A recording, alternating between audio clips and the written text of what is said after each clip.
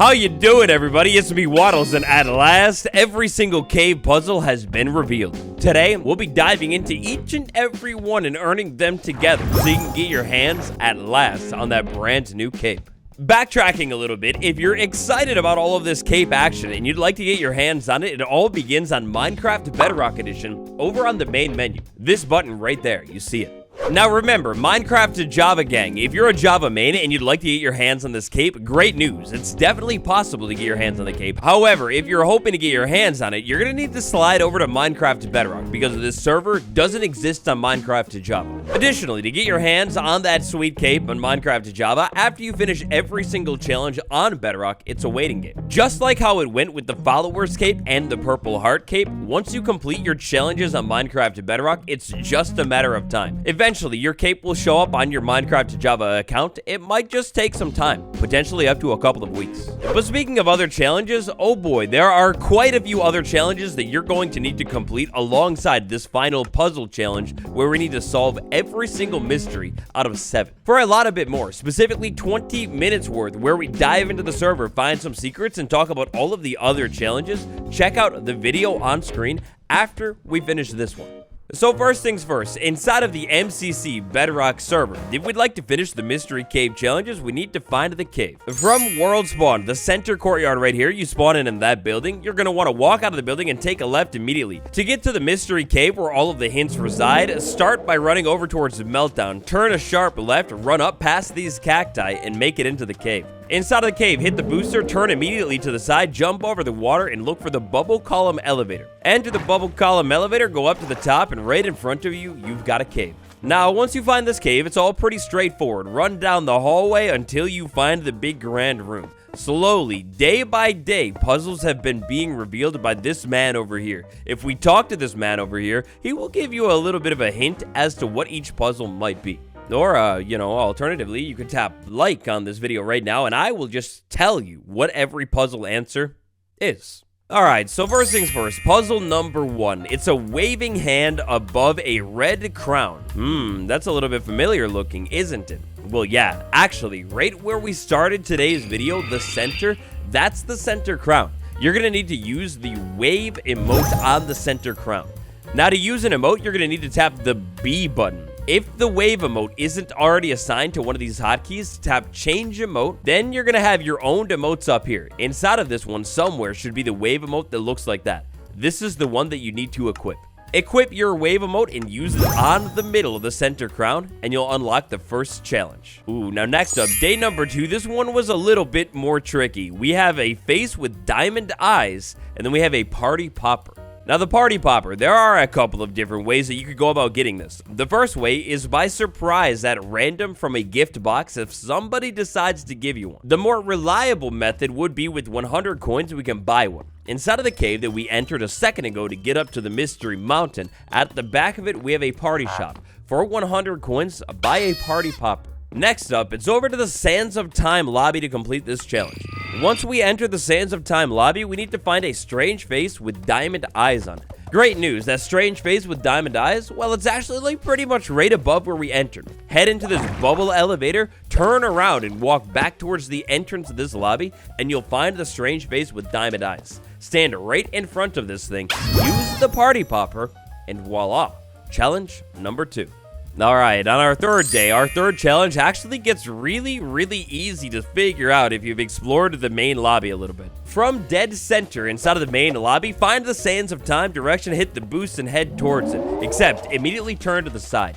Once you turn to the side, pretty quickly, you should see a yellow duck in a lake. Now, this little yellow duck in a lake is basically the big marker of the mystery. The mystery sits right down below the lake. Down here, we have a trap door. But not only do we have a trap door, we also have a sneaky pressure plate. We need to move over, hit the pressure plate, open the trap door, and get down quickly. All right, so all in one move, we hit the trap door, we move down quickly, and voila, just like that, we're inside of a strange, mysterious room. Now, from this strange, mysterious room, we turn around and we have dungeon bars. This is another strange, maybe even weirder room. It's a little bit of a parkour course. You go to the left, you go to the right. It doesn't matter. It doesn't make a difference. We turn the corner. We have a mysterious iron door that appears to be locked. Now, thankfully, our path here is pretty one-dimensional, straightforward. All we need to do is continue into this room, realize that we probably need to go over that way, which means a tiny bit of parkour time. Great news, as long as you're not lagging. The parkour is so easy. Follow this parkour past the 2 more iron doors and straight across the ledges. Eventually, we have iron bars with another big hallway, a tiny little parkour course that we jump across, and then we enter a big grand library. Now, looking around the first floor of this library, we'll find out pretty quickly that it's a little bit of a dead end, and oh boy, does this sure look a lot like an end stronghold, doesn't it? Huh? Is that a hint?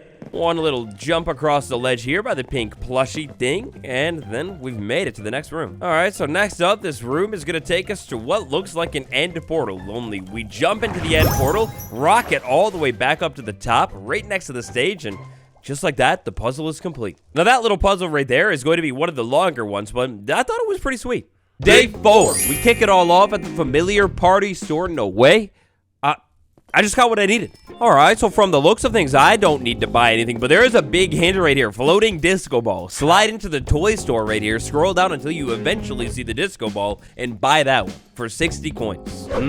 Yes. So for puzzle number 4, we have none other than a zombie-looking creature with star-looking eyes and a big disco ball. The disco ball will be the ticket to it all. All we need to do is find a starry-eyed zombie. By taking a look at this man right here, he really, truly does the absolute least in attempting to give us anything at all. Alright, now if you've explored this map a little bit, then the idea of a zombie, that might be familiar. Our next stop today is going to be over to Grid Runners. Inside of the Grid Runners lobby, we are immediately presented with 3 options. To the left, forward to the game, or right. Today, we're going to want to go ahead and take a sharp right immediately and start running all the way towards the back of this arena. This is going to be quite a jog, so, yeah, get ready to go on quite a jog. Immediately, though, like pretty much right off the bat, we find this strange-looking zombie. Now, this isn't the one that we need. It's just a zombie. Gonna show us that we're on the right track. Now, eventually, we're gonna find this big present box right here next to a staircase. Go ahead and go up that staircase, turn into this room, and then go up the next spiral staircase. We're looking for a specific room with a stage on it, and on that stage, well, if it isn't the starry-eyed zombie. Go ahead and stand next to the starry-eyed zombie. Use the disco ball. And just like that, we're now over halfway done with the mysterious cave puzzles. Ah, yes, day number 5. If you thought day number 2 was maybe a little bit cryptic, confusing, well, oh boy, this one, it might be even more so. If we take a look at the puzzle, not so much helper and try and talk to him. The last one is baffling. A black and yellow circle and a cake with an H. Perhaps the slash is separating. Okay, so actually this time Bud is kind of helping us out a little bit. We've got this thing, then we've got a slash, so time jump. Then we have a helipad and slice of cake. First things first, slice of cake. If you're real lucky, you get one from a gift box that somebody gives you at random. If you are not real lucky, from the main center hub of the lobby, head towards Sands of Time, hit the zoomy zoom bump, go up, and then head towards the right. Eventually, you'll see the Notre Dame. Go ahead and go right through that gate, hit the other speed bump, and head towards the giant hamburger. Inside of the hamburger building, we have the food shop. Inside of the food shop, we will be able to buy a slice of cake for 20 euros. Buy your slice of cake, and then it's time to head to the Meltdown lobby. Spoiler alert, we've been doing a little bit of parkour for some of these challenges. We will still do a little bit of parkour for these challenges, and today we are doing parkour for the challenges currently right now.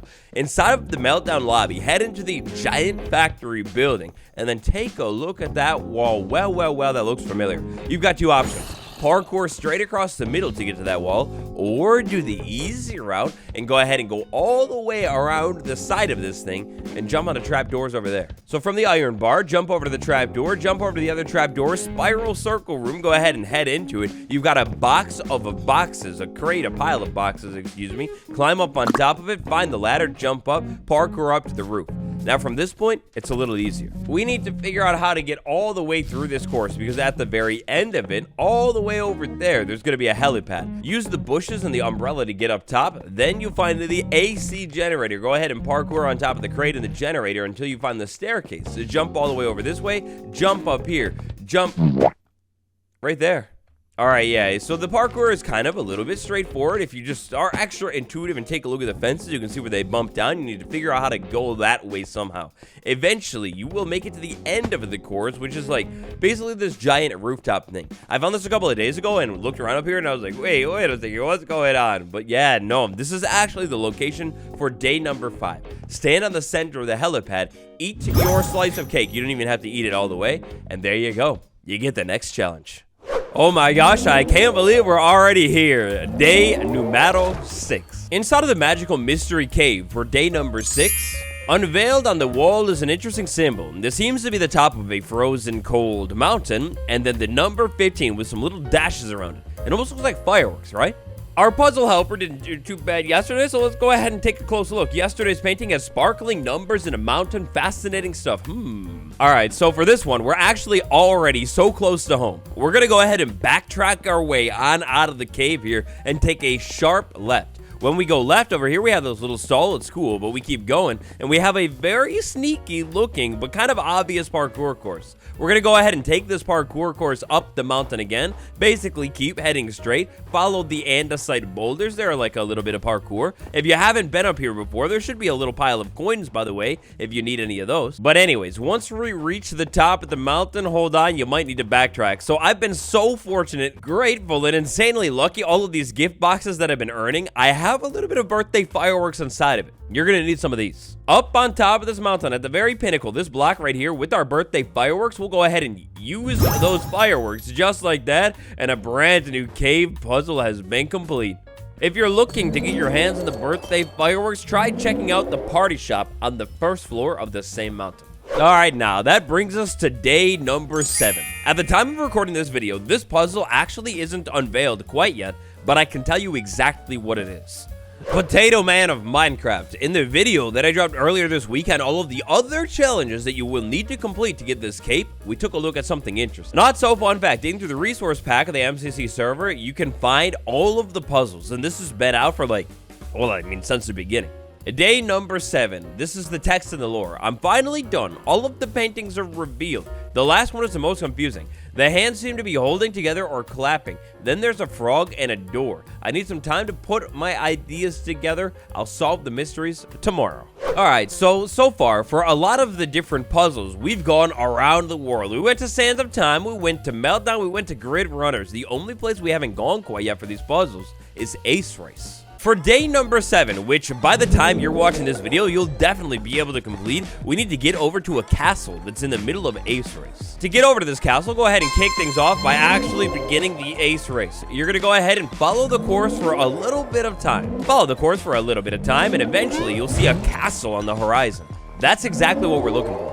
In the picture that you're going to end up seeing, you should have like a frog-looking thing and a door and then those hands, whatever. The castle in concern, the strange-looking door thing that we were talking about, is going to be this giant pink castle right up the hill. This door-looking thing, this is shortly after the first elytra point, right before the second one. Well, the door-looking thing is going to be right there in the middle of Ace Race. You're going to go ahead and go to this door. It should be unlocked. Parkour through the castle should be relatively straightforward until eventually you see a frog. The frog, you're going to have to do the whole like fairy tale kiss the frog on the lips thing.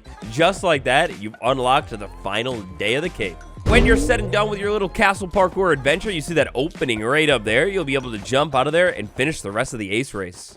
And so, just like that, you've now done it. By finishing every single one of those puzzles, as well as the other challenges that you had to do, you'll have 100% on the cape, and the cape will be yours. This is probably the hardest cape to get out of all of them, so make sure you flex it.